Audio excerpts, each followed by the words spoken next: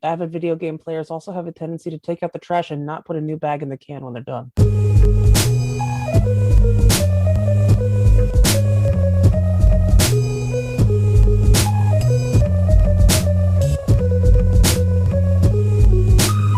Hello, fellow netizens, and welcome to Scandalous Games, the show where we take a closer look at video game-related controversies. I'm Kevin Impellizeri, and I do the research and share a story of a video game-related controversy to my friends. Hi, I'm Phil Thomas, and you could consider me a video game newbie. I'm Elford Stephens. I've been playing video games for 30 plus years now, and hopefully I'll be playing another 50 more. I'm Kate Lynch. I am an avid gamer, and I've been writing computer software for over 10 years, but not the kind that's video games. Today, we are going to talk about the research that claims that playing violent video games are harmful. So things like that they cause aggressive thoughts or behavior, or that they even lead to violent crime. We're going to address what the research claims and why I don't think it's very persuasive. More than that, we're going to use the research as a way of looking at the evolution of violent video games as a political issue, how the supposed link between video games and violent behavior served, and in some respects continues to serve, specific political interests in America. And while I feel continued focus on whether violent video games are harmful is actually in itself harmful. Like, what do people know about the studies that link violent video games to aggressive or antisocial behavior? I know almost nothing about these studies. Yeah, I was about to say I don't think I know anything. Yeah, I really don't know anything official, mostly apocryphal memories of what the morning news would cover. And speaking for myself, I know that a lot of my exposure was a lot in news headlines. Studies show that violent video games lead to violent crime and things like that. But I think that it's good citizenship in general to take reports on scientific studies with a grain of salt. And this episode is going to be some ways a public service announcement. So buckle up for an interesting, a very complex story that I think is going to go in directions you don't quite expect it to.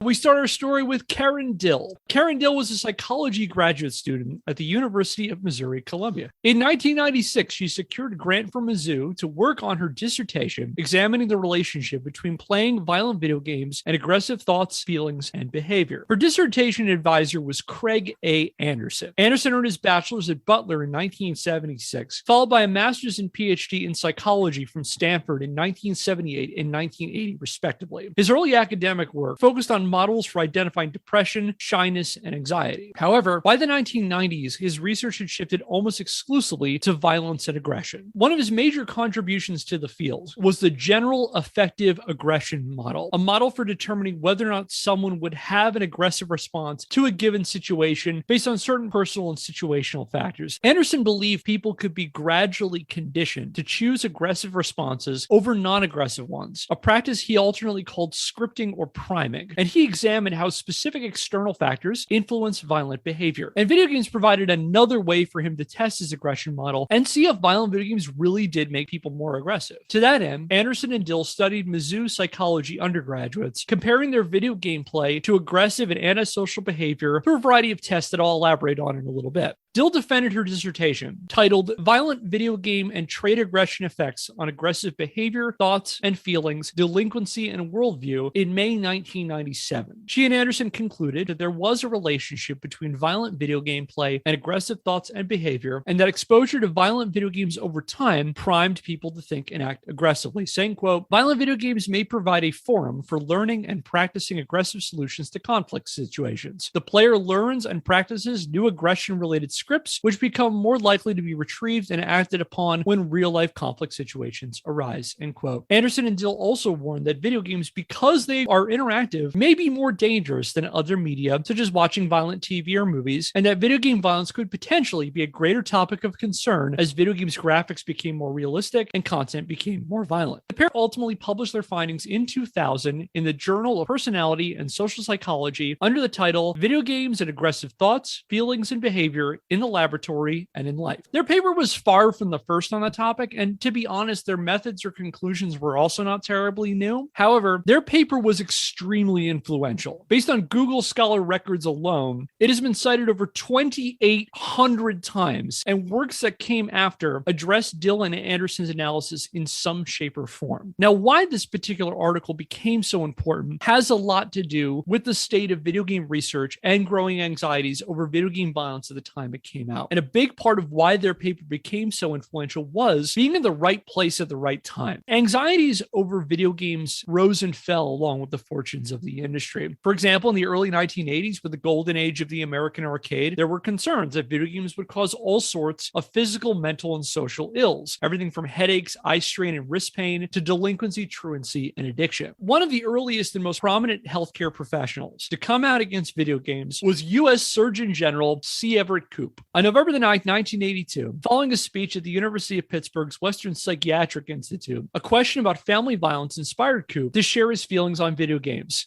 And he was definitely not a fan. He lamented their violent content, saying, quote, everything in them is eliminate, kill, destroy, end quote, adding kids were becoming addicted to them, quote, body and soul, end quote. However, Koop's comments quickly drew criticism, so much so that the following day, the Surgeon General felt the need to clarify his remarks, issuing a statement explaining that these were just his personal feelings and not official policy, saying, quote, nothing in my remarks should be interpreted as implying that video games are per se violent in nature or harmful to children, end quote. And this clarification didn't stop some experts, video game fans, and newspaper reporters from responding to Koop's comments anyway, my favorite being a political cartoon from the November 11th, 1982 edition of the Raleigh, North Carolina-based News and Observer, which depicted the enormous floating head of the Surgeon General chasing down Pac-Man under the heading Koop Man.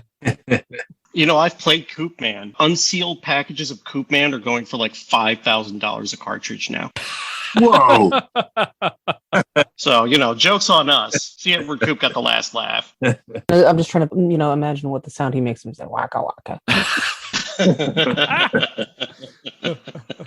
However, despite concerns about what video games could be doing to America's kids, video game violence was not a major topic of academic interest during the 1980s and most of the 1990s. There was a small handful of studies, but few researchers made any definitive statements about the relationship between playing violent video games and real-world violence. For example, in one of the earliest published studies, Joseph Dominic, a communications professor at the University of Georgia, found that while high school boys he surveyed who played arcade games reported low self-esteem, which he attributed to pressures over high scores, he didn't find a significant connection between aggression and video gameplay, ultimately concluding in a 1984 article published in the Journal of Communication, quote, the data indicate that video game playing is neither the menace that many critics have portrayed it to be, nor necessarily without possible negative consequences, end quote. And this is pretty much the way things stayed throughout the 1980s and 1990s. In fact, during the moral panic over violent video games in 1993 that led to the creation of the Entertainment Software Ratings Board, more than a few critics lamented that there wasn't enough research directly linking violent video games to violent behavior. Well, that certainly didn't stop a bunch of them from trying to conclude it was there anyway. For example, speaking before Congress at a December 9th, 1993 hearing on video game violence, Parker Page of the Children's Television Resource and Education Center complained that the research into video game violence was, quote, limited and dated, end quote. However, he added, without any proof, mind you, quote, the overall trends must give cause for concern as we approach virtual reality, end quote. Oh my, the data would be terrifying if it existed. Let's fast forward to the late 1990s. As America approached the new millennium, finding the link between video games and real-world violence gained a terrifying new urgency. Between 1997 and 1999, there were at least 4 deadly school shootings that grabbed headlines and shocked the public. On December the 1st, 1997, a freshman at Heath High School in West Paducah, Kentucky, opened fire at a prayer group meeting before class, killing 3 and wounding 5 others. On March the 24th, 1998, 2 students opened fire at Westside Middle School outside of Jonesboro, Arkansas, killing 4 students and 1 teacher and wounding 10 others. 2 months later, a freshman at Thurston High School in Springfield, Oregon, killed his parents, then opened fire at his school, killing 2 students and wounding 25. And then there was Columbine. On April the 20th, 1999, a pair of seniors at Columbine High School in Littleton, Colorado, staged an attack on their school. Failing to blow up the school with a homemade bomb, the 2 went on a shooting spree, killing 12 students and 1 teacher and wounding about 20 others before taking their own lives. At the time, the Columbine massacre was the worst school shooting in U.S. history, a record Americans have been depressingly determined to break. In addition to a horrible tragedy, Columbine was also a media circus. Reporters gave hours of on-the-scene coverage as it happened, and accounts of the massacre and the possible motivation of the shooters flooded the public discourse for weeks afterwards. I know for me, like, it was all people talked about. Yeah, I was a junior or senior, and, you know, the thought of getting shot outside of school was an ever-present factor living in Philadelphia. But the idea that students would arm themselves and instigate something from the inside of the school out was something that, at the very least, had never occurred to me. I remember it was just really scary and really sad and traumatizing, and just the idea that children were shooting other children. I was just shy of high school at the time, and it was really shocking. One of the prominent talking points that came out of Columbine was the role media played in the shooting, as various pundits and self-proclaimed experts claimed that violent media was to blame, which inevitably turned the focus to violent video games. Reports circulated that the Columbine shooters were avid Doom and Quake players, and that one of them made his own Doom levels and shared them on his website. Now, that was true. However, this fact fueled wild speculation that they used Doom to practice the shooting or psychologically condition themselves to kill people, fueling even more wild speculation the two recreated part of their high school in a level in Doom. Now, there is no evidence that they ever recreated any or part of their school in Doom. We may do a whole episode on the relationship of Doom and Columbine, because there's a lot of misinformation that was circulating around the time and passed off as fact. I remember that my dad actually had a copy of Doom on the PC, and, he was the only one in my house allowed to play it, but I seem to remember that he actually threw out his copy of Doom after Columbine, at least partially because of what the media was reporting about its relationship to the shooting.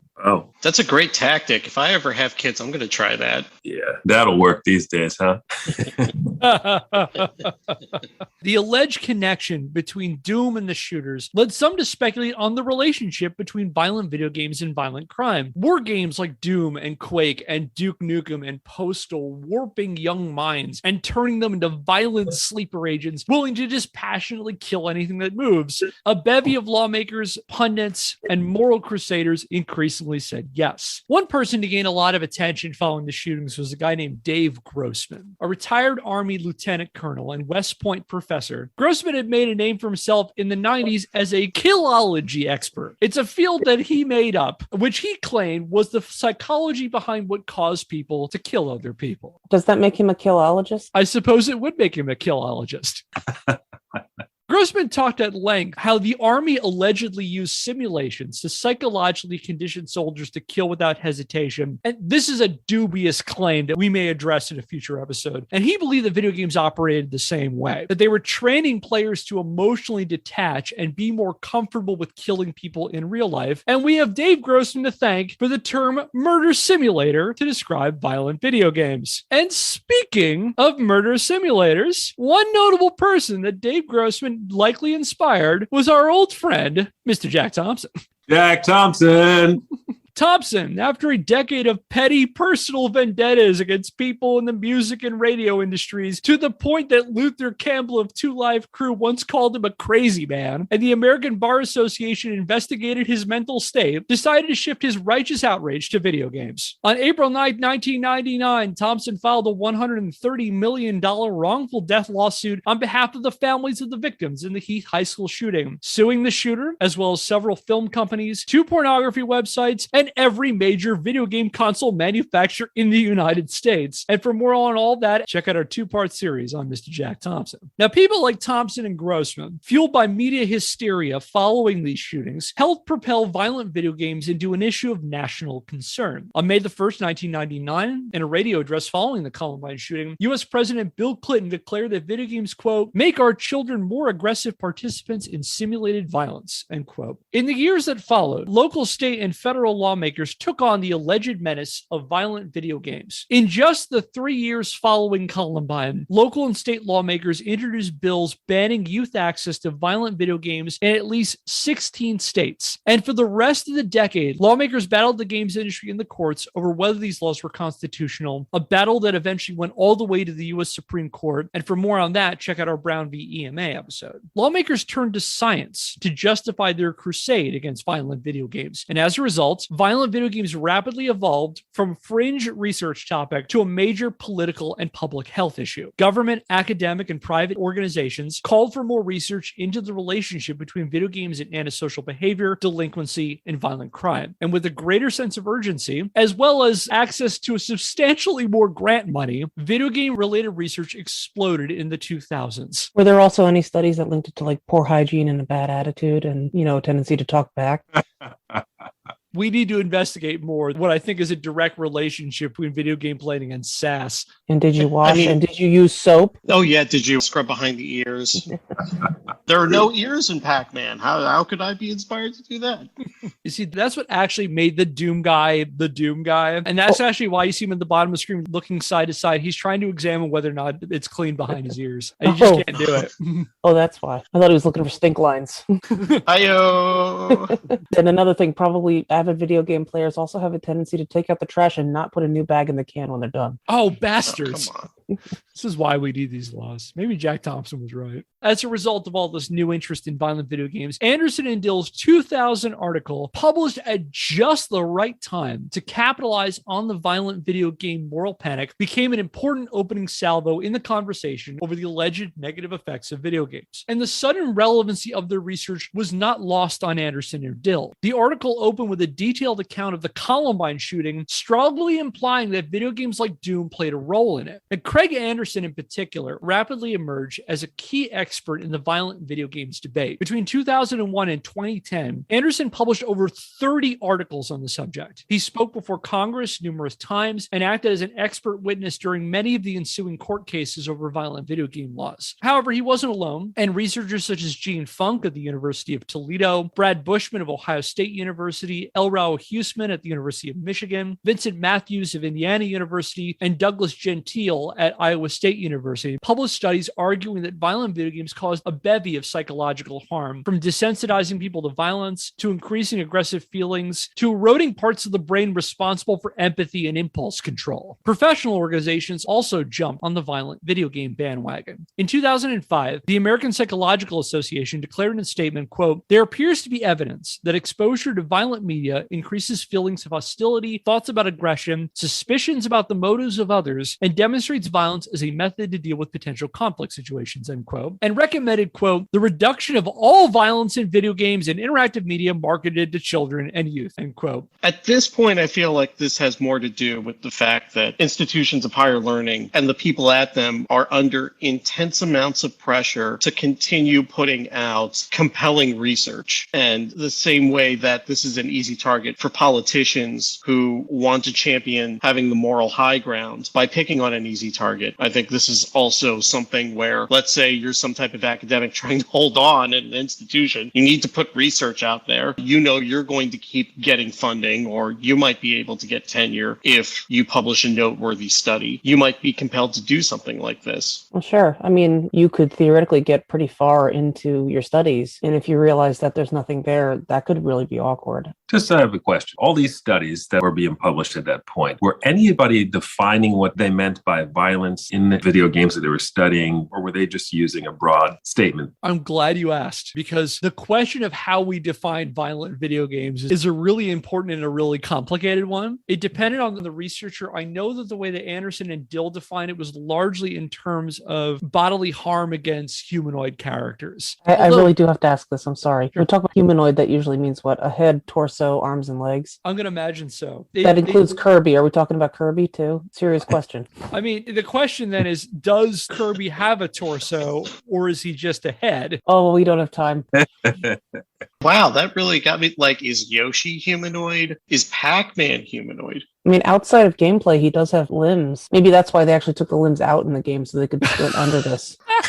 I remember seeing an exchange in the oral arguments for the Supreme Court case in 2010. One of the justices raised the question of, like, what if they're just all robots? Is that okay? Because the laws define it specifically as like human on human violence. But like Mortal Kombat, you might argue that they're all human characters, you know, like Johnny Cage and Sonya Blade and all that stuff. But like, eventually Killer Instinct, and like Killer Instinct, you've got sentient velociraptors and robot people and two characters that are just living ice and living fire. Is it okay to do that as opposed to, like I say, something like Mortal Kombat? And that was part of the reason why these laws have been thrown out, because they're so vague and they're so broad for how we define violent video games. And a lot of it ends up trying to allow people psychologically to fill in the gaps of what a violent video game is. I mean, as far as robots, you think it's okay to kill them until at the last minute they look at you and they go, "Kevin, what are feelings? What is love? Oh, I'm a monster!" Please tell my son I was brave. Oh, no. He does have a family. Ah! I know we can all have a good laugh about, specious ties between video game violence and real world violence now. But I think that says a lot about the climate that we were talking about in the late 90s, early 2000s and now. I mean, we basically view this as a laughing matter, but I think it was such an unknown at the time that I know people could draw that conclusion. So I think it says more about what we know and understand and how pervasive video games are today as opposed to back then. Well, I think it was at the time it was an unknown. Like, to your point, Phil, we can laugh about it now because we know, we know how it affected us. We know how we processed it over the decades afterwards. But at the time, people putting out this research honestly didn't know how it was affecting kids, how it was affecting people around them. I think we can see something similar with the way that social media is reported on nowadays, where certain things like, TikTok, like, is TikTok bad for kids? Or is it, ruining our attention spans? Is it making us overly obsessed and vain? Is it ruining our eyesight?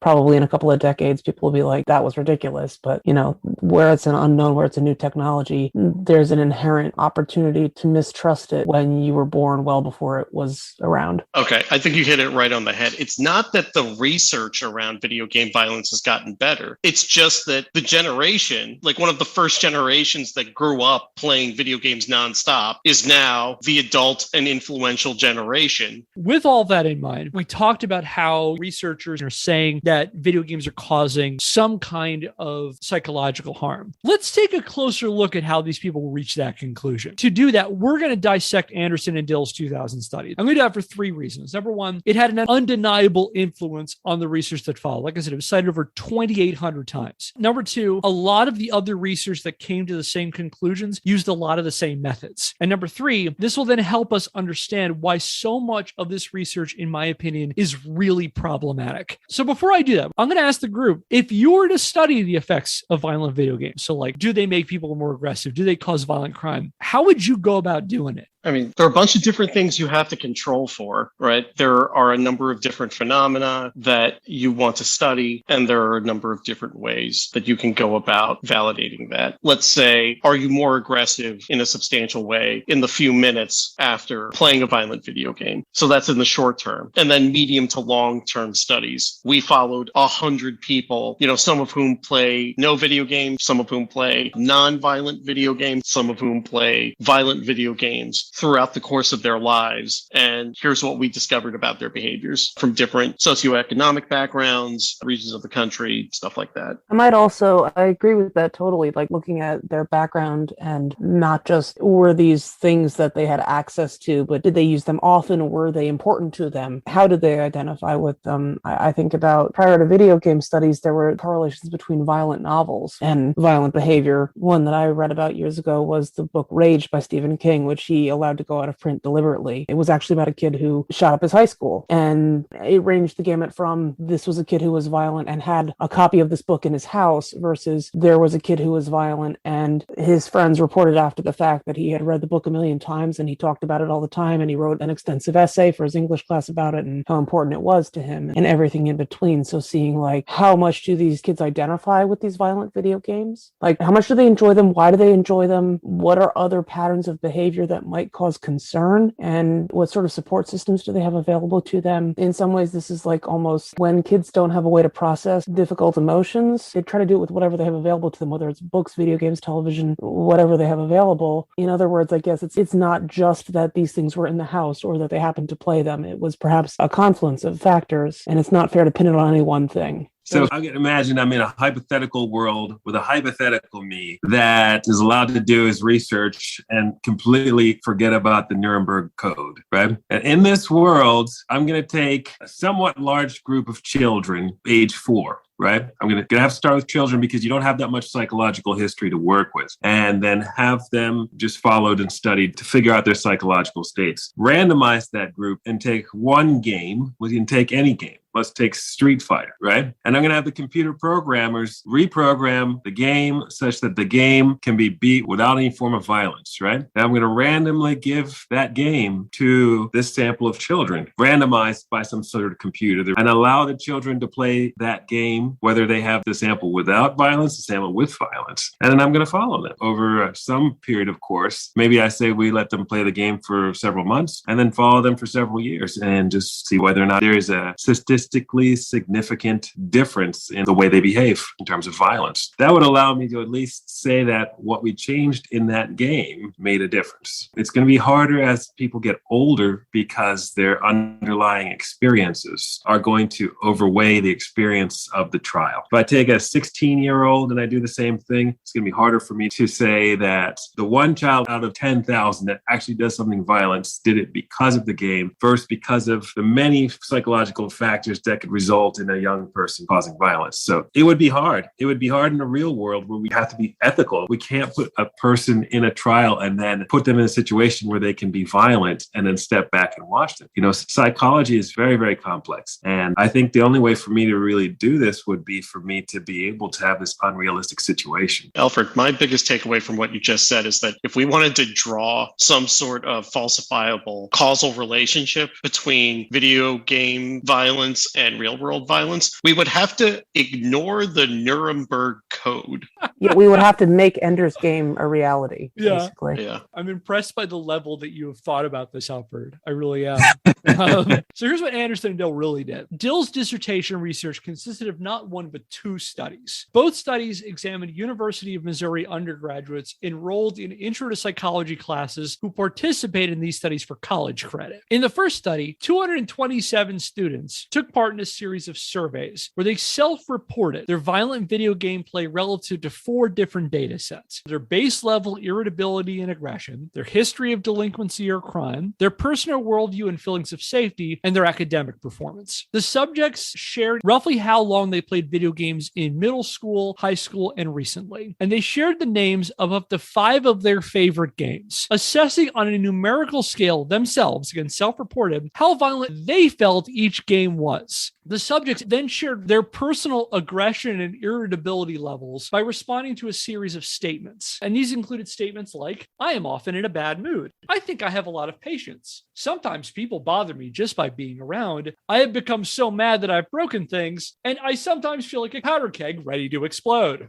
Next, these subjects confessed whether or not they took part in a series of delinquent or criminal acts. And this ranged everything from skipping school, cheating on a test, doing drugs or alcohol, or committing robbery or aggravated assault. Finally, they shared their personal feelings of safety, answering questions about, for example, how safe they felt walking alone at campus at night, and also saying whether or not they felt someone would be the victim of a crime in their lifetime. Anderson and Dill also got the students' GPA from the university registrar's office and then compared that to their video game play. And again, I feel like it's important to note all of this is self-reported data. The students are providing all this information. The second study was a 2-part experiment involving 210 of the people from that last study. In the first part of the experiment, each person was put alone in a cubicle with a computer on which they played either Myst or Wolfenstein 3D. Myst was the so-called non-violent video game, and Wolfenstein 3D was your violent video game. And they played either Myst or Wolfenstein 3D for 2 15-minute sessions. After the first play session, they took a survey reporting their personal hostility levels, responding to another self-reported survey that had them respond to things like, I feel angry and I feel mean. After the second session, they did what's called a reading reaction time test. In this test, the subject sees a series of words that are presented in groups of 4 on a computer screen. 3 of them are considered control words, and 1 of them is considered a quote-unquote aggressive word. So like they might see like apple, November, friends, murder. And the researchers measure how quickly they're able to read them aloud. Apparently, their reading speed is supposed to correlate to how quickly they recall aggressive thoughts. So that's the first part of the study. In the second segment of the experiment, which was held a week after the first, each person again either played Myst or Wolfenstein 3D, again, our non-violent video game or violent video game, for 15 minutes. And then they did what's called a competitive reaction time test. In this test, the subject competes against an unseen opponent over who can press a button faster. The loser gets blasted with a loud noise, the duration and intensity of which is determined by the winner. The sound blast could range anywhere between 50 decibels, which is roughly the sound of a humming refrigerator, to 100 decibels, which is roughly the sound of a jackhammer, and could last anywhere between 0.5 seconds and 1.75 seconds, depending on the subject. Now, in reality, the subject's not competing against anybody, and it's all a computer who randomly determines a duration and intensity of a sound blast for the subject. And what they're really measuring is what duration and intensity does the person set? And that is supposed to measure their aggression levels. And they're comparing that between the people who play Myst versus Wolfenstein, who's doing longer sound blasts and for louder.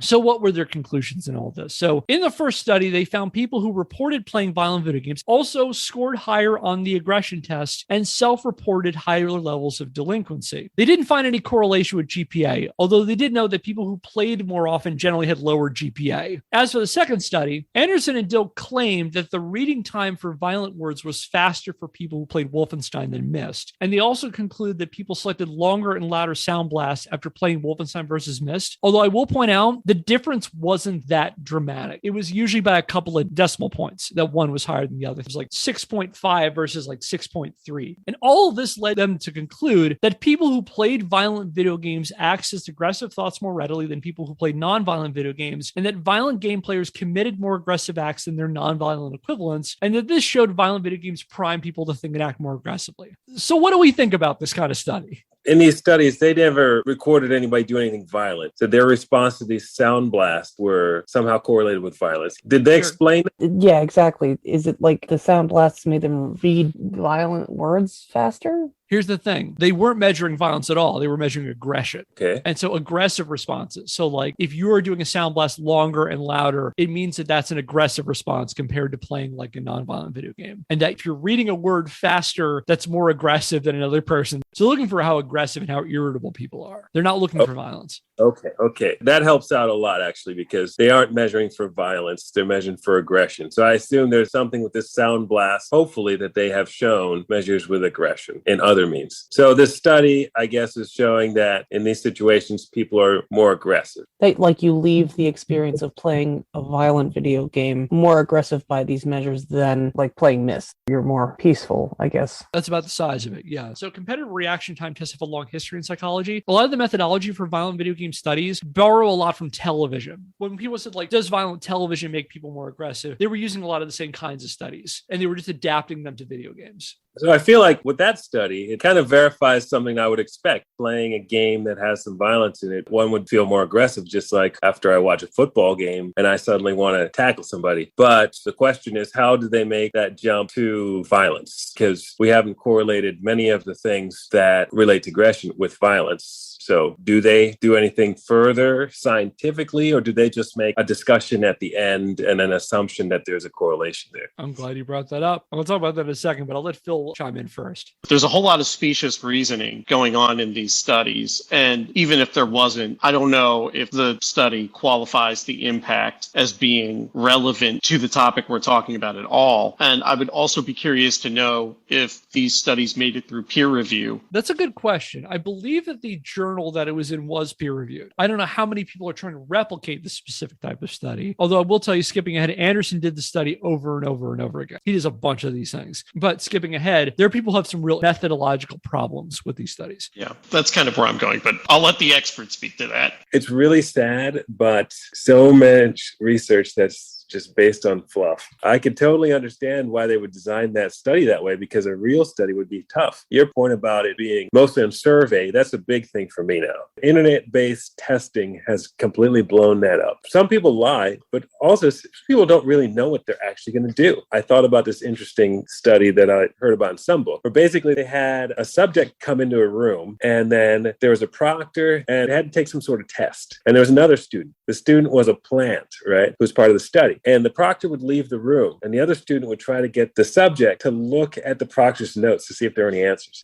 And so then what they did is, after they took the test, then they would bring him in a room, and then somebody would come in and ask them if when the proctor left a room, did they look at the answers? And some people would lie. It was really interesting, because what the study was, actually, the real subjects were people that then had to watch the videos of the people who had been the subjects in the room and see if you could tell if they were lying. My point is, unless you're like observing people, you're not going to get true answers to this question. So study design for sure. I'm not trained in psychology, but I see a ton of red flags with the study. And the biggest one that comes out for me is it completely ignores the subject's lifestyle or upbringing. They're not asking for socioeconomic status. Were they exposed to abuse when they were growing up? Were they exposed to substance misuse? It assumes that every subject is kind of a blank slate and that everybody's coming from the same base thing. It's ignoring, I think, some really fundamental issues about the subject. subjects. That's one of the biggest red flags that I see. I also have a really big problem with that much reliance on self-reported surveys. It's like, what's that joke from Seinfeld with like movie phone? It was, why don't you tell me how violent this video game is? How violent a game is really going to depend on the person saying it. But Kevin, even if we could pick these studies apart, which we probably could, even as lay people, right? The study says that it doesn't draw a significant aggression causal link between video games and like going out and committing felony assault. So like, even if it is specious, I don't know if it can support what people are talking about. Right. You could sub in violent video games for anything else. You could sub in like eating pasta or, watching Seinfeld or whatever. And this is the other thing. I have a real problem with the fact that they're trying to assess how aggressive a violent person based on playing 15 minutes of any game. I honestly myself would probably be more frustrated playing Myst than I would be Wolfenstein, because Myst is notoriously obtuse. And I bet you no one got anywhere in 15 minutes in Myst. That's my prediction. I think it's personally irresponsible to make these kinds of conclusions based on playing 15 minutes of the game. So going beyond that, I think it's really irresponsible to conflate someone being slightly excited after playing Wolfenstein for 15 minutes versus two people who went into their school and killed 13 people, because that's where my mind goes when you open your study by talking about fucking Columbine. Otherwise, you're just capitalizing on a tragedy to draw attention to your research, which is really, really gross. That is one of the big differences between Dill's dissertation and Anderson and Dill's publication in 2000. They go 2 paragraphs talking about Columbine, and they make a very strong connection that Doom trained them to do that. This is actually a big criticism of these kinds of studies, if they open with these kinds of non sequiturs, where you're clearly trying to make me think as a reader that we're going to talk about what caused a mass shooting. But that is not what this study does. The study is saying that people are slightly more aggressive playing video games. It doesn't say whether or not they're going to do what the guys in Columbine did. It's not. What seems really disappointing to me, hearing about this study that can so easily be debunked, that was probably cited a whole bunch of times by people who wanted to push the narrative that video games are behind this uptick in mass violence. 2,800 times. 2,800 times. But we got past this as a society. We didn't get past this because we debunked the study. We got past this because the generation of people who was pushing this particular talking point aged out of the sphere of influence. And that's troubling, to me anyway. When I first started doing this research, I remember coming out so unimpressed by this study. Like, that's it? But here's the thing. That's what a lot of these studies are. A lot of the studies that claim video games are psychologically harmful are like this. So, for example, you're going to see tons of self-reported surveys. A lot of people saying how aggressive or irritated they personally feel and what delinquent acts they committed and how often they play video games. Tons of self-reported surveys. There's also a lot of these tests where people do these kind of low consequence aggressive acts, like the noise test. There's also a fun variation of this where it's hot sauce, and you have to determine how intense a hot sauce you're going to give to somebody. And that's supposed to measure how aggressive you are. Or one of the oldest versions of this kind of study, this one dates back to the 1980s, is you have a kid play a violent versus a non-violent video game, then you stick them in a room full of toys, and you see which toy they play with. Do they play with like an action figure versus a Nerf ball? Yeah, wow. Hot sauce is in these studies. Maybe the level of hotness or spiciness of the hot sauce you give someone is a sign of how good of a host you are. I, for one, love hot sauce. That's not a sign of aggression. That's a sign of affection, my man. Right. Is it just like an eyedropper full of sauce, or do they get some wings or maybe some chips or something? I mean, that may sound kind of silly, but I need more information. So yeah, low consequence aggression acts. And then there's your word association test. So like we saw how fast people read violent words. There's also a variation called a Stroop test. This is a really common one in psychological studies where you see a word for a color, but it's in a different color. So example, you'll see the word red, but it's printed in blue ink, and you have to say the color it's in. And that's supposed to be a measure of cognition and where your brain is processing things. Others do fill in the blanks where you have a word missing a letter, and you adding a certain letter can make it an aggressive or a non-aggressive word. So I'll give you an example. The word XPLO blank E. You could add an R and it's explore, which is a non-violent word, or you can add a D and it's explode, which is a violent word. Is there like a variant of Wordle on this out there somewhere? And then others just straight up do a hypothetical scenario. For example, someone tries to start a fight with you. What do you do? There's also a subgenre of these studies that measure physiological responses. So in some of them, researchers might measure, say, a person's heart rate, their perspiration, or their breathing while playing a violent video game or seeing content from a violent video game and compare that to a violent cartoon, a movie. And this is a lot in studies about whether or not people are being desensitized to violence. And then there's another like this where people are hooked up to an MRI and they do something like a Stroop test or a word association test before and after they play video games, and they see what parts of the brain are the most active. And this kind of science, dubious as it sounds, is one of the things that helped drive the anti-video game crusades of the 2000s, because it provided a convenient way to frame fears of video games in public health terms. If the studies show how violent video games are psychologically harmful, then we really need to do something before like poor Timmy and Tammy start jacking cars or ripping people's hearts out. For example, California's AB 1179, which was a 2005 bill banning violent video game access to minors, which, if you recall from our Brown v. EMA episode, was introduced by state assemblyman and future convicted arms trafficker Leland Yee. The bill used the alleged science to justify itself, opening thusly, quote, exposing minors to depictions of violence in video games, including sexual and heinous violence, makes those minors more likely to experience feelings of aggression, to experience a reduction of activity in the frontal lobes of the brain, and to exhibit violent, antisocial, or aggressive behavior. Even minors who do not commit acts of violence suffer psychological harm from prolonged exposure to violent video games. The state has a compelling interest in preventing violent, aggressive, and antisocial behavior, and in preventing psychological or neurological harm to minors who play violent video games, end quote. And this bill ended up going all the way to the Supreme Court. Or, for example, on July the 14th, 2005, when U.S. Senator Hillary Clinton hosted a press conference denouncing hot coffee, and if you remember, that's that Grand Theft Auto San Andreas mod that unlocked a hidden sex minigame left in the game's code, she demanded that violent and sexually explicit games be treated like a harmful substance like tobacco and alcohol, and even later compared the effects of violent video games on young minds to the effects of lead poisoning on people's IQs. Our old buddy Jack Thompson loved citing these studies to justify his bad crusade against video games. However, despite the claims by Anderson and others that there was an overwhelming scientific consensus that violent video games were dangerous to the human brain, there also emerged a vocal minority who thought it was basically nonsense. Naysayers like Dimitri Williams of the University of Illinois Urbana-Champaign, Patrick Markey at Villanova, and Christopher Ferguson at Texas A&M published counter-studies, meta-analyses, and open letters questioning the study's methods and conclusions. And they also testified in defense of video games during the various legal challenges against anti-violent video game laws. Let's take a few minutes to address the flaws they saw in this violent video game research. And the first one is something you pointed out, Elford, is that none of them actually measure violent behavior at all. And that's for a very practical reason, which I will allow Brad Bushman, who did a bunch of these studies, to illuminate why that is. In 2013, he explained to Jason Schreier of Kotaku, quote, we can't give our participants knives and guns and see what they do with them. Going back to your Nuremberg example. Yeah. Why not?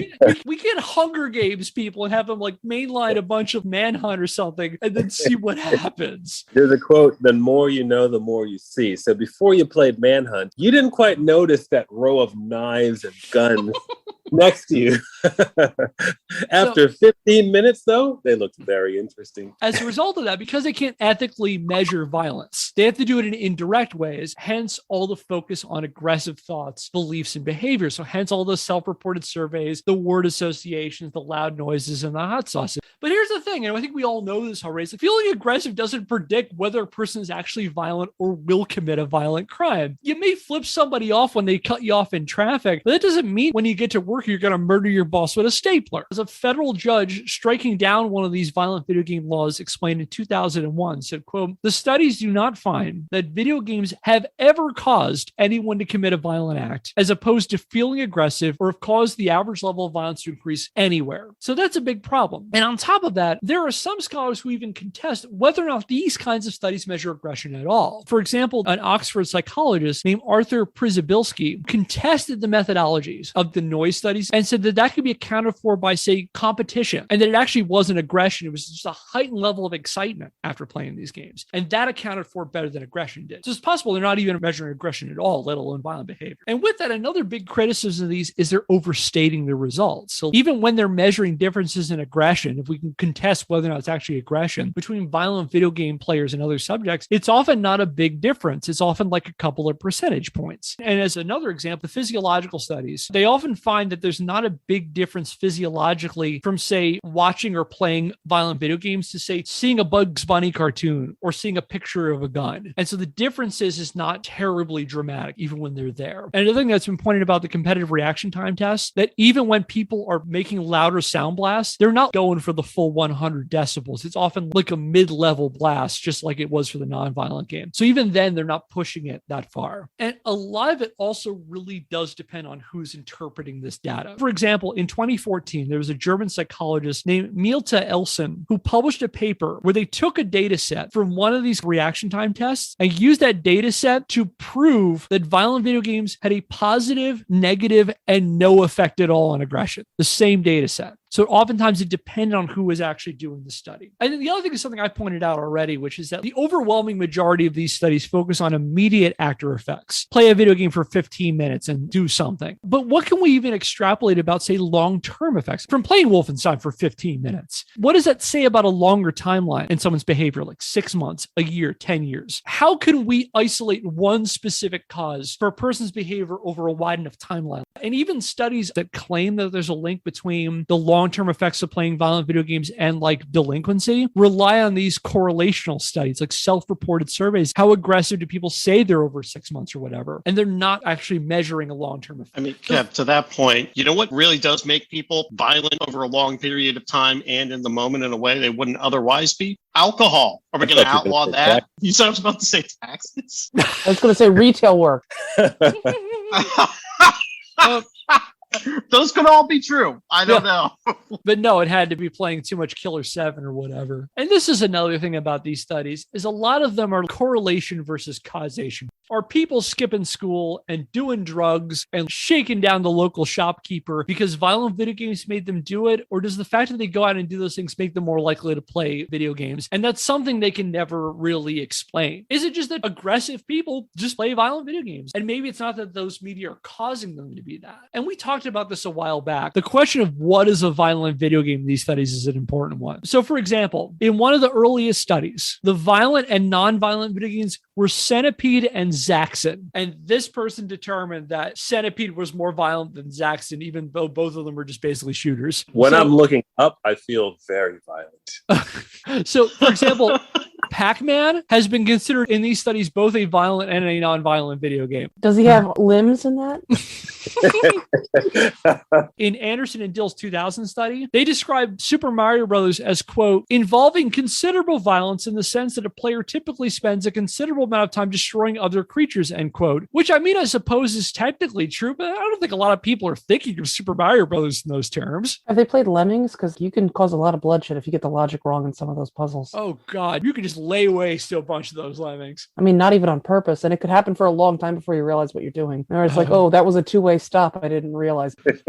And like, I think what also comes out of this is I think that a lot of these studies fundamentally misunderstand what people get out of playing video games. For someone like Craig Anderson, Karen Dill, and David Grossman and Jack Thompson, they often characterize the killing as the point. The end goal is to murder as many people as possible. But we've seen this in the past. Like when we did our Postal episode, one of the things we pointed out is a game that's just about killing is super boring and no one wants to play it. And that's part of the reason why people didn't really take to Postal, despite what guys like Vince Desi will claim. People don't play Super Mario Brothers to commit Goomba genocide. They do it to rescue the princess. Even in Doom, your goal is to save the world from the denizens of hell. But good luck telling that to these people. And I think that raises an issue with a lot of these studies is that the question of whether video games are harmful is often a generational one. And the overwhelming majority of people doing these studies have no real context for video games and didn't grow up with them. You pointed this out, Kate. At a certain level, people see a new media and they can't really respond to it And it's like, what is this doing to kids? And by contrast, a lot of their critics are coming from a younger generation, people who grew up with video games or grew up in a cultural environment where playing video games was acceptable and therefore don't see it as that big of a problem. And so largely what we're seeing is a generational issue when it comes to the research. Yeah, I think it's just kind of where it's unknown. I don't know what this is doing to the younger generation. I don't know if this is causing any of the bad things that I'm seeing around me now. So, Kev, I got to ask. So we know that these studies are specious. What made them so successful? A lot of it is that they're convincing people who are in positions of power that say, you know what, I'm trying to look for some kind of cause for these mass shootings. And some of them happen to be lawmakers and policymakers. And I'm already anxious about video games because also, like the people doing the research at this time, the people who are in positions of power are also probably not having much context to video games either. This is something that comes out a lot when I do this kind of research about violent video game studies, is that a lot of the prevailing message is there has to be some kind of impact. They must be doing something. And these studies say, yeah, these things are doing something. And they're not necessarily going into the weeds and saying what these studies are. If the studies are saying people are getting more aggressive, then I can say that we need to curtail video games because studies show that it's making people more aggressive. That's the way I think that they're interpreting it. Okay, so people are citing these studies to push an agenda. Yeah. And we've already heard that one of those people was Hillary Clinton and another person was Leland Yee. Who were some of the other people in the 90s who were pushing these studies? Oh, they were all over the place. Like I said, dozens of these laws that were introduced in the 2000s in a variety of places. And we talked about our Brown v. EMA episode, laws that are contested in places like Illinois and Washington and Louisiana. They're clearly lawmakers who see this as an issue and are going to take it up as their issue. And when organizations like the American Psychological Association are coming out and saying, people who are in the research community and the medical community are saying that these are a problem, then we need to address this as a problem. And they're able to say this is a public health issue because certain experts are saying that. At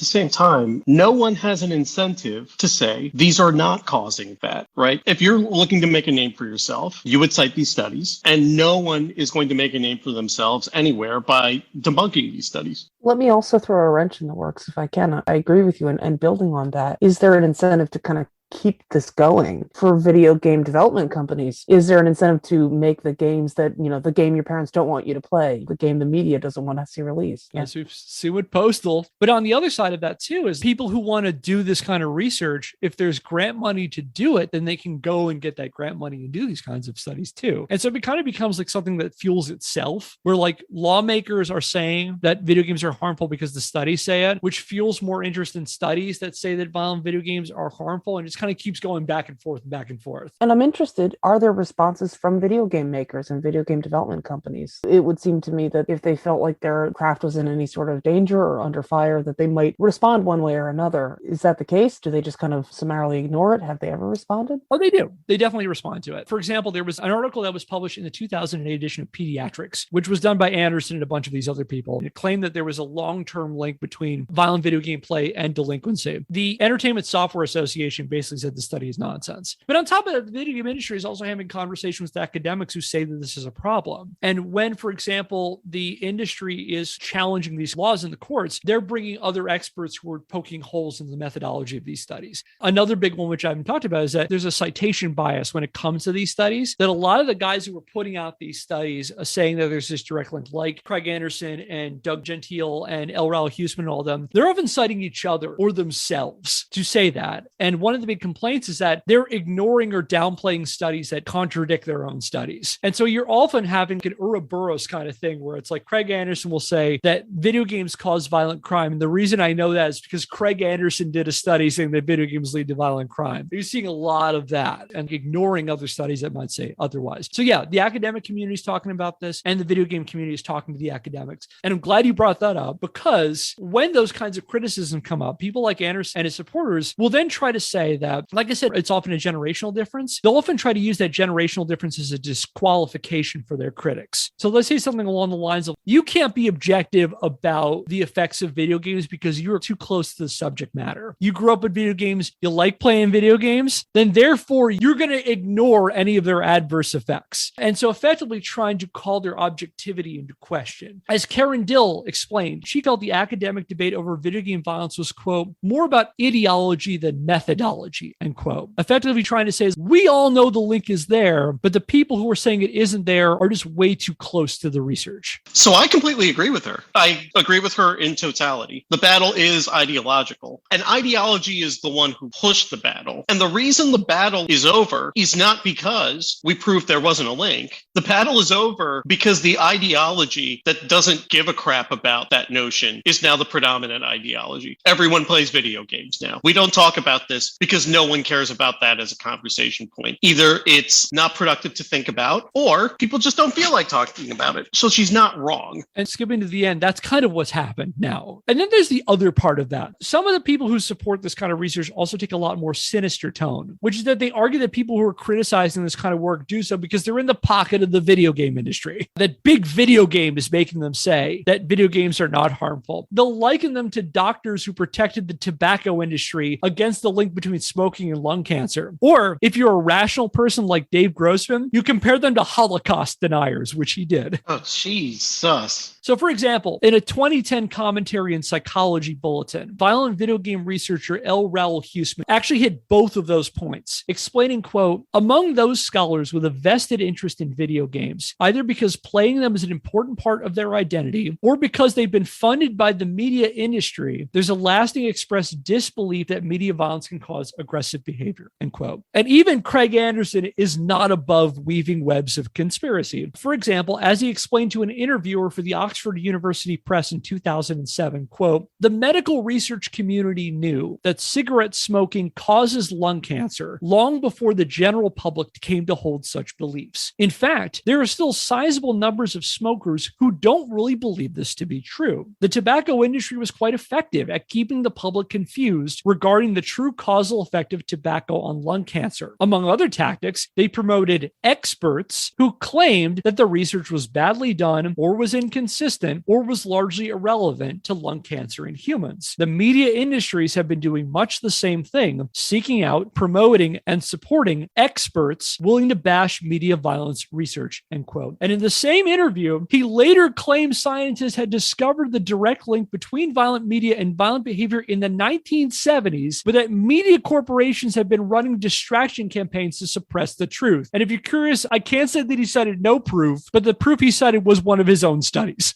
But speaking of a vested interest, I think that's a good segue into the question of who's involved with these violent video game studies. Namely, who's calling for the research, and more importantly, who's funding it? And this is where things get interesting. Looking through a bunch of these studies, particularly the ones in the 2000s, I kept coming across two organizations over and over again in my research. Those were the National Institute on Media and the Family and the Center for Successful Parenting. Now, they weren't behind all of the studies, but they are involved in a bunch of the ones that kept getting cited again and again. So I thought that we would take some time to actually take a closer look at these groups and see if they've got any skin in the game. And I thought we'd start with the National Institute on Media and the Family. They're a group we've mentioned in passing a couple times on this show. NIMF was founded in 1996 by a Minneapolis-based psychologist named David Walsh, who founded the group as a media activist organization to raise awareness of the hazardous impact of media on children. Among other things, the National Institute of Media and Family offered parental resources on their website for responsible TV and movie watching, and they even published their own movie reviews. Notable for us, however, every year they put out an annual report card where they evaluated the Entertainment Software Ratings Board. That's the ratings board for the games industry. And they looked at how well the ESRB was informing parents, how well retailers were enforcing the ratings, and how well they felt the game's assigned rating reflected its content. Should that game get an M rating, or maybe should that game get an AO rating, for example? The Institute financed several studies linking video games to violence or aggression. Or if they didn't directly fund the studies, they had the research done by their own people. So, for example, a name you'll come across a lot in these studies is a guy named Douglas Gentile. And Douglas Gentile is a professor of psychology at Iowa State University. He also happened to be the National Institute on Media and the Family's director of research. So he's the lead researcher for this organization, and he's doing a lot of these violent video game studies. He also worked on several studies with a colleague of his at Iowa State University,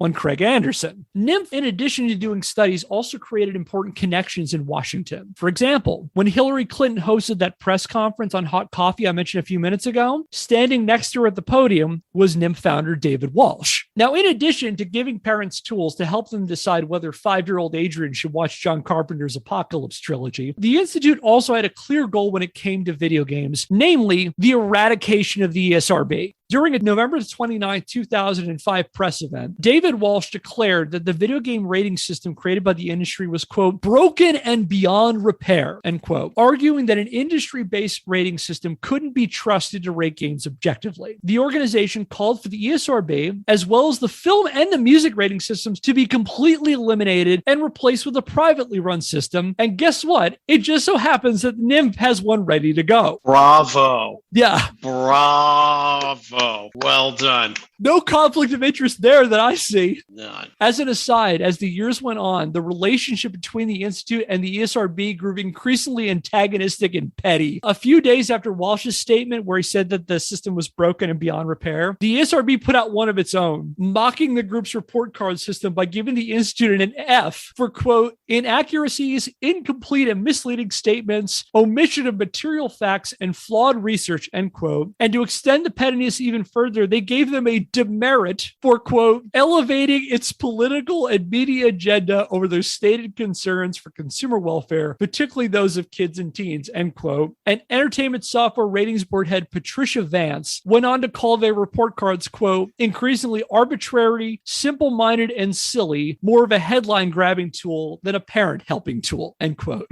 Demerits and report cards. Oh my God. I know. They're totally just trolling. Yeah. Oh my God. So for the National Institute on Media and the Family, I think we can see their interest pretty clearly. They had a clear vested interest in demonstrating the hazardous effects of violent video games in order to justify their calls that the current measures in place to keep them out of the hands of impressionable young people were ineffective and needed to be replaced. Oh, and speaking of people with a vested interest in pushing the narrative that violent video games are turning people into killers, let's look at the Center for Successful Parenting. The center was responsible for a lot of the MRI studies I mentioned a minute ago. So for example, this idea of doing a Stroop test and having a person in an MRI and seeing what parts of the brain were most active before and after they played video games. They did a lot of these studies. They came out of Indiana University, these studies, and they were financed by the center, with a lot of them concluding that playing violent video games impeded sections of the brain responsible for empathy and impulse control. So saying that there was a physiological and neurological effect of violent video games on players. Based in Indianapolis, the Center for Successful Parenting was founded in 1997 to raise awareness of the negative effects of violent media on children.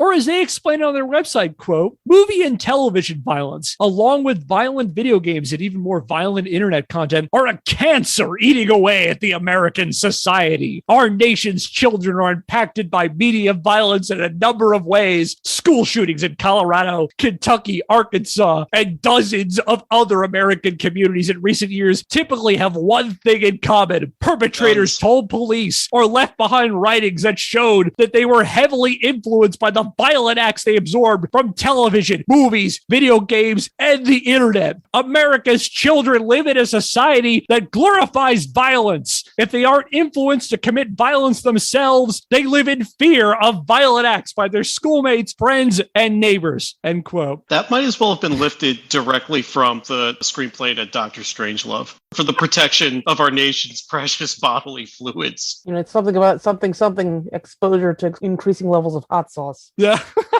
Oh, there you go. Well, I guess say what you will about the Center for Successful Parenting. At least they're not over sensationalizing the issue.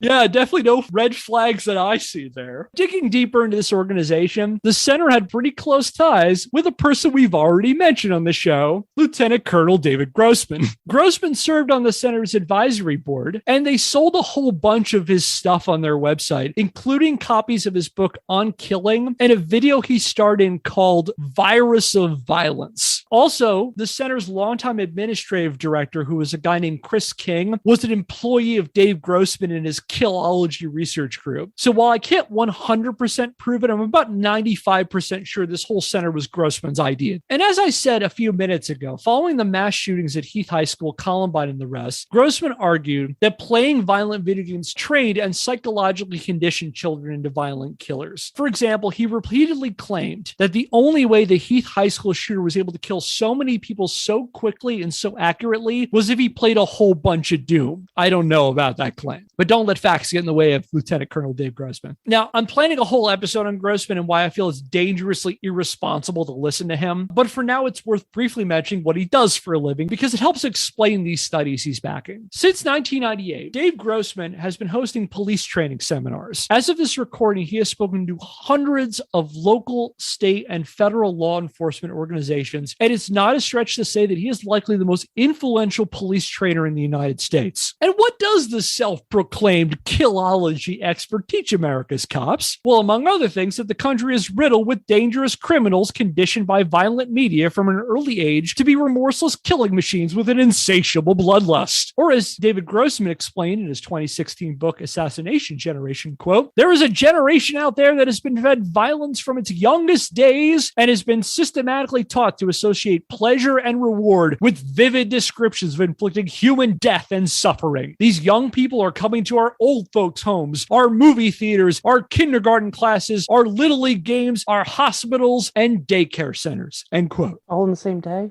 Busy. Very busy.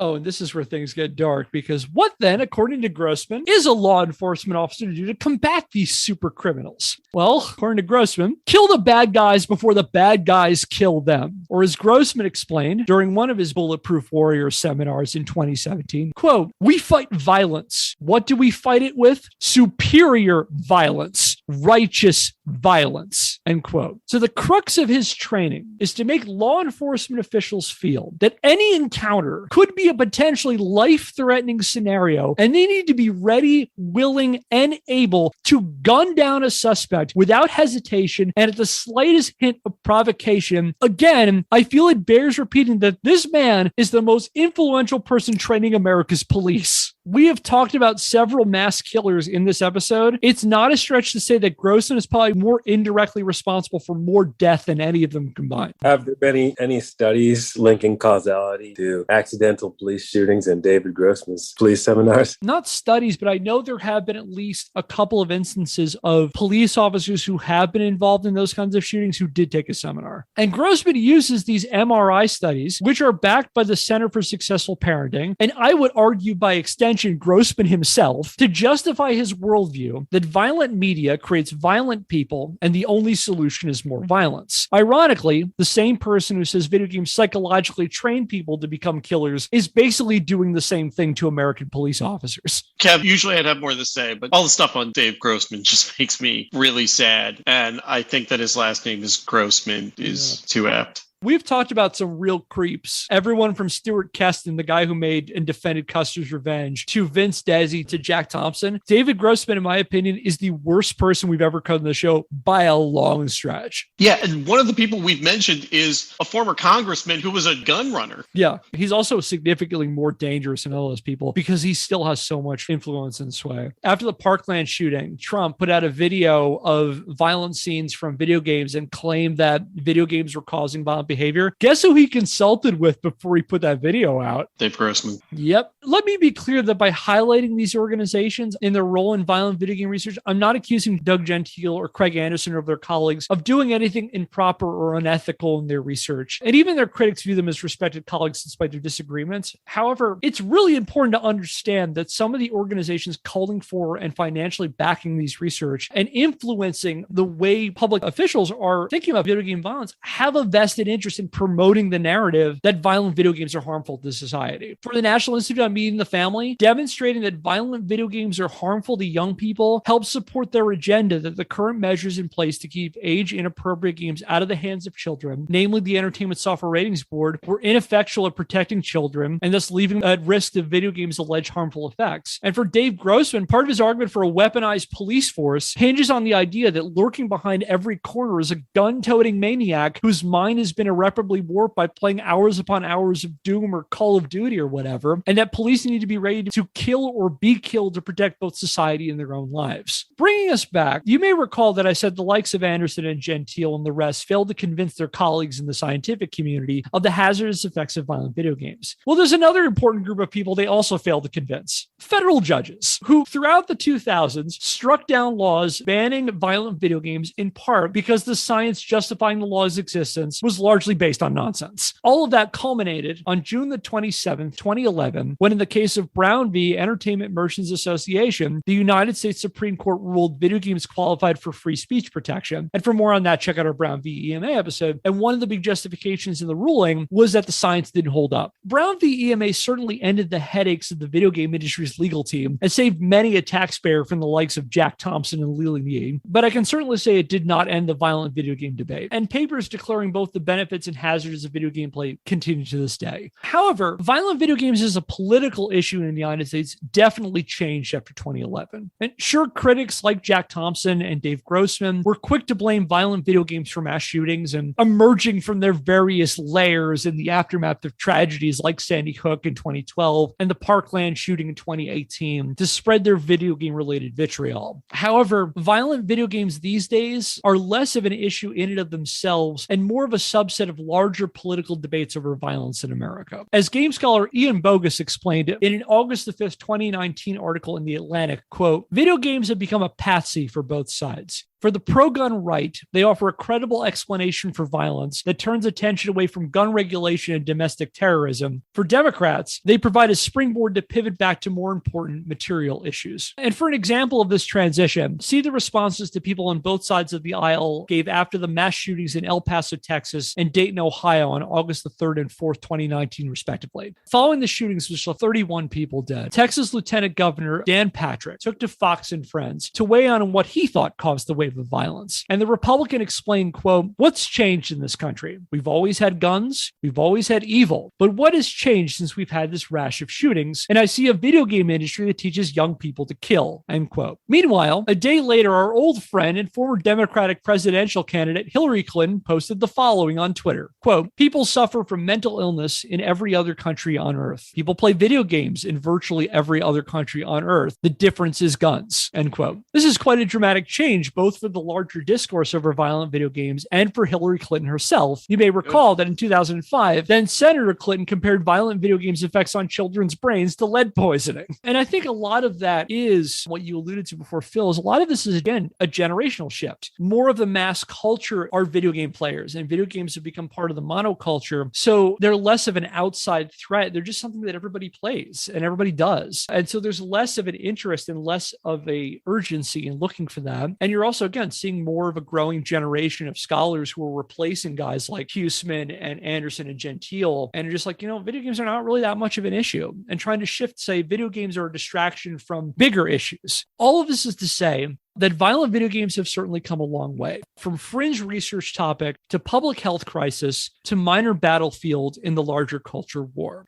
And that's where we'll start wrapping things up. Final thoughts. I guess I'll go first. So has anybody ever watched a TED Talk or read anything about how there are no baby dinosaurs? It's like, where are all the baby dinosaur fossils? Think about it. So how do people go on archaeological digs to dig up dinosaur fossils? There's funding that is provided by a university to a research team. And the incentive to that research team, full of academics, likely paleontologists, is that if you find something and it's something no one's ever discovered before, and you can publish that, you will continue to receive funding to keep going on archaeological digs. So you're an archaeologist, you go out into the desert, you find a skeleton. This skeleton is clearly a baby T-Rex. If you say university finds baby T-Rex skeleton, that does not move the needle anywhere. But if you say new smaller T-Rex species or variant discovered, then guess what? Your university gets a whole lot of press, you get a lot of press, and then you get to name the dinosaur, and then you get more funding to go out on more digs. So there are clearly whole families of dinosaurs that are clearly just the same dinosaur at various ages. But no one will ever condense those because there's no real financial incentive in the industry to do that. And I think there's a very similar thing at play here. Lots of academics are forced to push specious research topics because they need to publish things that will get them notoriety so that they can continue to get paid. And that's why I think studies like that speciously reasoned video game violence study not only come to be, but come to be popular. So my takeaway from this is more about how bad intentions can somehow somehow combine those bad intentions to create something that is promulgated just because people benefit from it and not because it's not really for the benefit of everyone involved in society. I completely agree with that. And I think sort of building on that, this is just an excellent example of sort of an echo chamber effect, both in the media and in academic study. And to an earlier point, I believe, Phil, you were making about you got to publish, you got to produce. It's a lot easier to get other people on board to support your study and other researchers to support your work if you're working on a topic that others are familiar with and you can kind of predict in some way, I'm going to come up with some form of substantial material to publish on. It's scary to go out there and say, I'm going to try to do something that there is nothing to base this opinion on, or there's a whole lot that in the public eye goes against this particular opinion and I may come up completely wrong. And it just, from some of what you were describing, Kevin, it seemed like there were a lot of early studies that either they didn't have a handle on what they were trying to measure in order to prove their point. It's hard to prove negatives. They were able to prove the point they wanted to prove according to their own measures. And then it just kind of snowballed from there. That's my take. Kevin, there's a lot to unpack from this episode and the research you've done, so I'll try not to be too long-winded. What you've shown to me is that the studies that you presented are pretty much poorly designed studies that don't prove anything.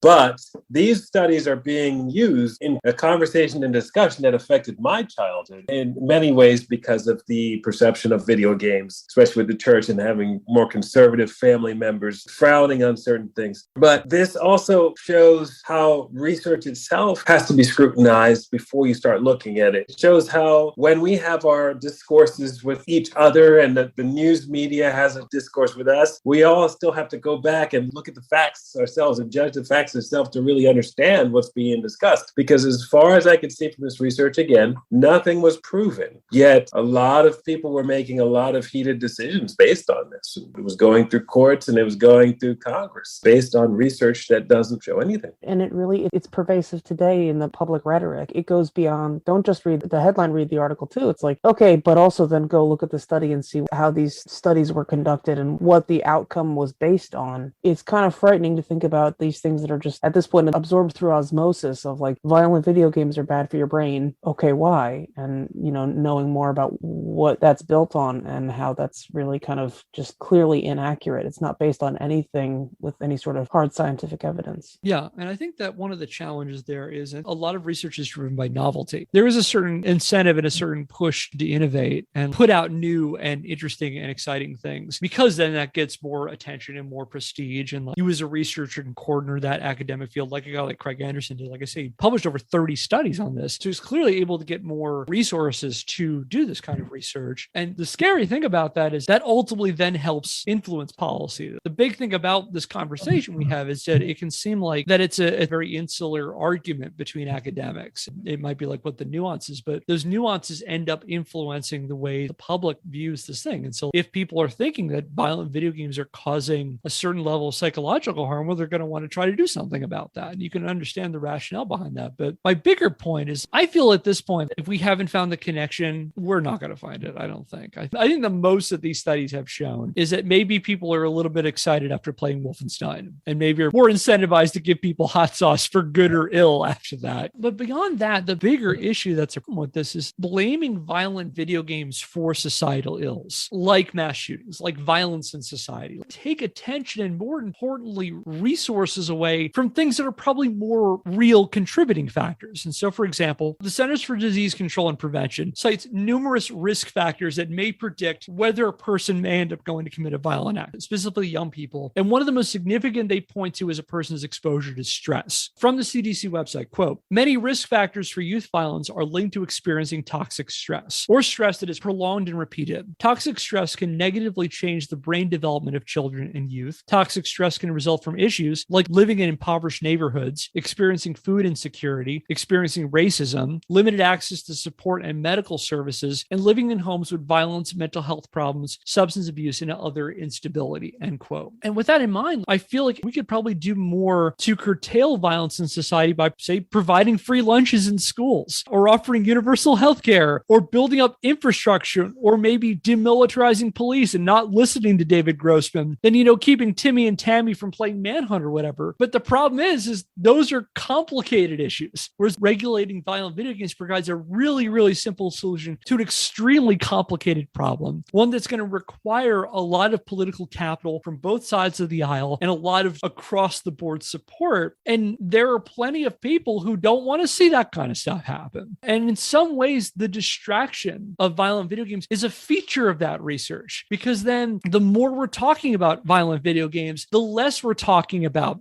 access to deadly weapons or violent extremism or police shootings or systemic racism or all those other more complex, harder to solve issues. And again, violent video games, they are a simple solution. I can point to maybe kids shouldn't be playing so much Grand Theft Auto as opposed to, we need to create environments where kids feel safe and protected and have access to valuable mental health resources and systemic economic fixings and things like that. Like, it's a big problem that violent video games provide a convenient distraction away from. So, Kevin, I completely agree how this is a distraction and how it's a much easier conversation to have about video games than the other factors that contribute to violent behavior in mass in our society. And I guess what I would emphasize there is that the reason we don't talk about those issues is that they're not the point. Any of the people pushing the narrative that video games cause violence are not really motivated by wanting to curtail mass violence in America, right? Their interest is in distracting you from the notion that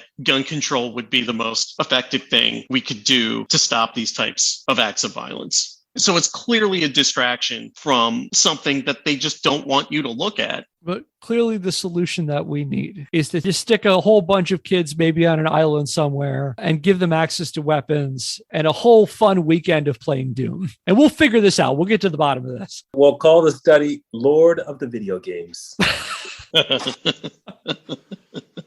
And that will do it for today's episode of Scandalous Games. If you like what we're doing and want to help the show, subscribe and follow us wherever you get your podcasts and leave us a rating on iTunes. If you want to learn more, check out our website, scandalousgamespodcast.wordpress.com, where I publish the show notes and the sources for every episode. Our theme music is Occam Seek Me by Seek Knowledge via the Free Music Archive, used under a CC BY NCSA 3.0 US license. If you have a question, comment, or idea for a topic for a future episode, email us at scandalousgamespodcast@gmail.com. And until next time, I'm Kevin Impellizeri. I'm Elford Stephens. And Kate Lynch. I'm Phil Thomas. Thanks for listening. We'll see you next Scandal.